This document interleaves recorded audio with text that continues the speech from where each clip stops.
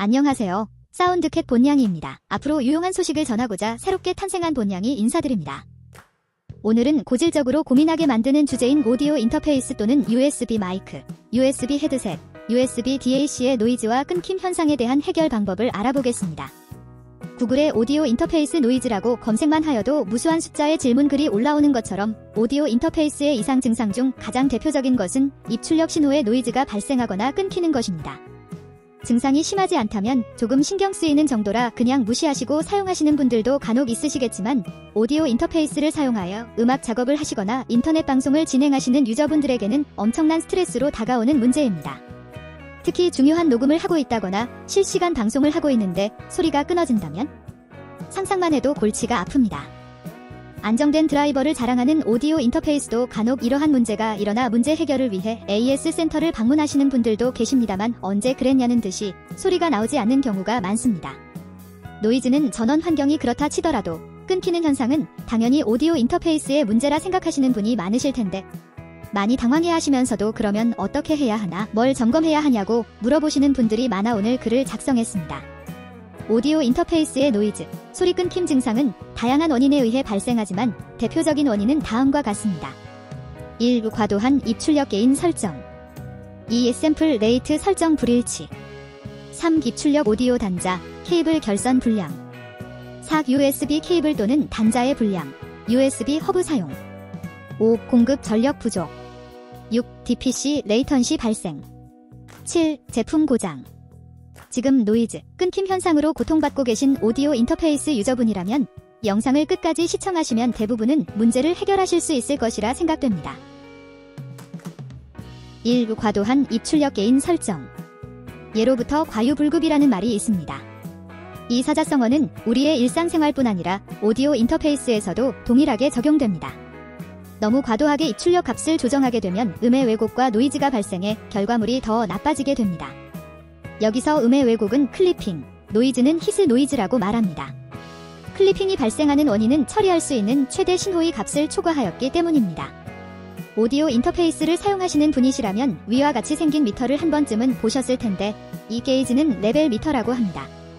레벨 미터는 디지털 오디오 장비가 운용될 때 오디오 신호 에너지가 허용 한계를 넘어서는지 모니터링할 수 있는 게이지이며 dBFS라는 단위로 마이너스 60대부터 시작해서 0까지 숫자로 표기합니다. 오디오 인터페이스로 소리를 입력할 때 게인이 과해 0dBFS를 넘어서는 오디오 신호가 입력되면 기기가 이를 정상적으로 처리할 수 없어 위와 같은 왜곡이 발생합니다.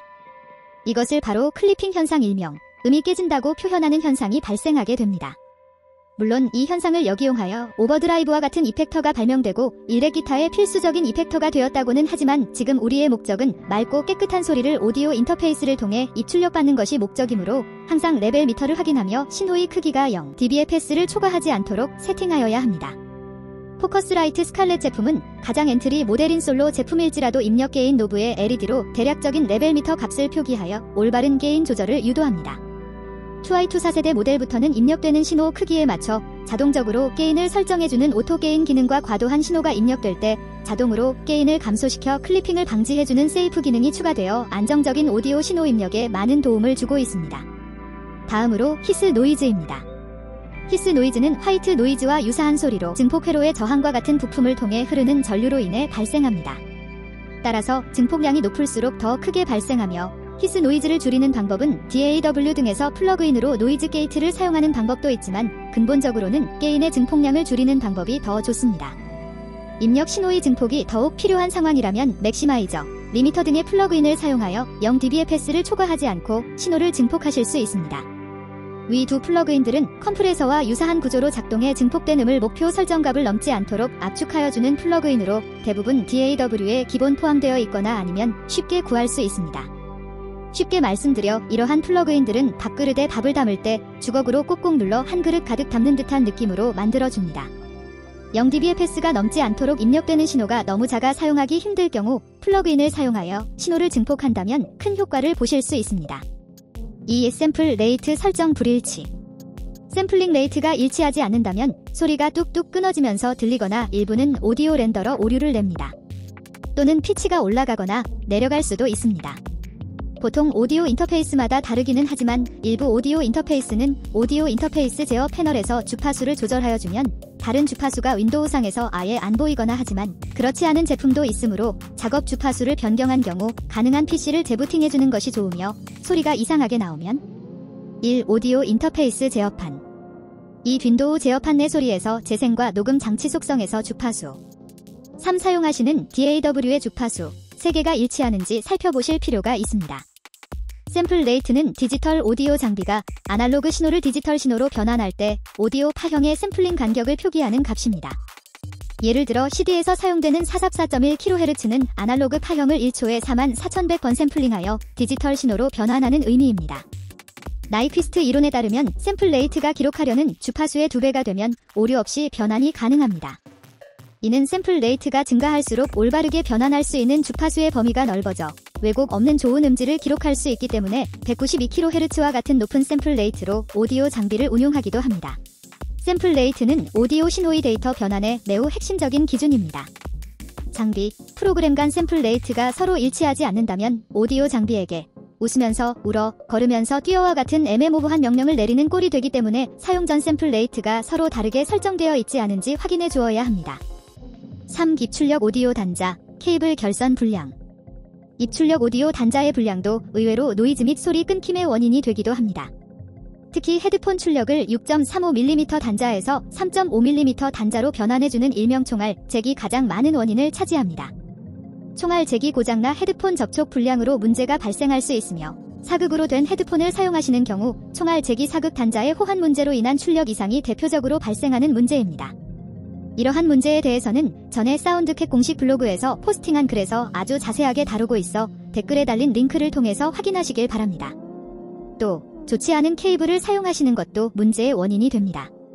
저렴한 제품이라서 문제가 생기는 것은 아닙니다. 하지만 주로 저가형 케이블을 몇 달 정도 사용하면 커넥터 부위에서 접촉 불량이 발생해 케이블을 재구매하는 상황이 발생하기도 합니다. 생산 단가를 맞추기 위해 커넥터 구조가 튼튼하기 어려운데 어느 정도 브랜드가 있는 케이블에서 사용되는 커넥터와 비교하면 내구도 차이가 상당합니다. 좋은 케이블을 사용하시면 커넥터 호환 문제에서도 자유로워질 수 있는데 대다수의 마이크, 악기, 오디오 인터페이스들은 제작사들이 유명 커넥터 제조사 제품에 호환되도록 설계하거나 커넥터를 납품받아 장착하기 때문입니다.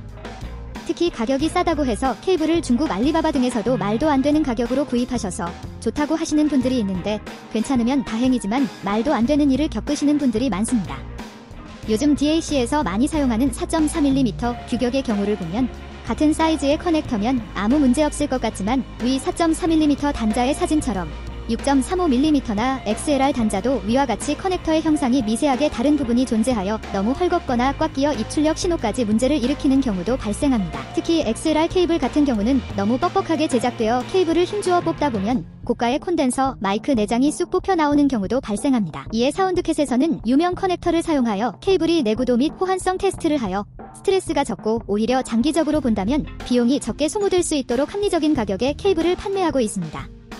심지어 케이블은 원하는 길이와 사양에 따라 주문도 가능하니 초반에 조금 비용이 들더라도 좋은 케이블 사용을 추천드립니다. 4. USB 케이블 또는 단자의 불량, USB 허브 사용. USB는 디지털이기 때문에 끊기는 노이즈 등은 케이블과 무관하다고 생각하시는 분들도 있습니다. 물론 USB.org 등에서 권장하는 규격으로 케이블이 만들어진 경우 당연히 그렇습니다만 가끔 케이블이 분실되거나 없는 경우 책상을 뒤적여보면 아주 오래된 케이블이나 커넥터 부분에 이물질이 많은 케이블을 사용할 수도 있습니다. 다만 USB 케이블로 인해서 소리가 끊기거나 노이즈가 나오는 비율은 아주 적은 편이라 케이블보다 연결되는 단자를 먼저 바꿔보시는 것이 좋습니다. 케이블뿐만 아니라 컴퓨터 내부의 USB 단자도 아마 경험이 있으신 분들도 많으시겠지만 어떤 단자는 뭐가 동작하고 어떤 단자는 뭐가 동작하고 그런 경우가 있습니다. 따라서 그걸 알아보기 전에 USB 케이블과 단자를 2대 3번 정도 변경해보면 USB 연결에 문제가 있는지 확인하실 수 있습니다. USB 케이블과 단자를 점검하고 가능한 컴퓨터에 직결로 연결합니다. 케이블 문제로 의심이 강하게 되는 경우 특히 USB 단자를 이리저리 움직여보니 인식이 되었다 안 되었다 한다거나 노이즈가 나왔다 안 나왔다 한다면 USB 단자 또는 케이블에서 접점 불량이 일어나고 이에 따라 쇼트가 발생해 추가적인 문제가 발생할 수 있으니 빠른 시일 내에 케이블을 교체하고도 그런다면 그 연결되는 장치 PC라든지 오디오 인터페이스라든지 DAC라든지를 시급하게 점검받아보시는 것을 권장드립니다. USB 허브 또한 제품 오작동의 원인이 되기도 합니다. USB 허브는 정상적으로 동작을 한다고 하더라도 크거나 작게 레이턴시가 유발된다는 것은 오디오 인터페이스를 오래 사용하신 분들은 아는 사실입니다.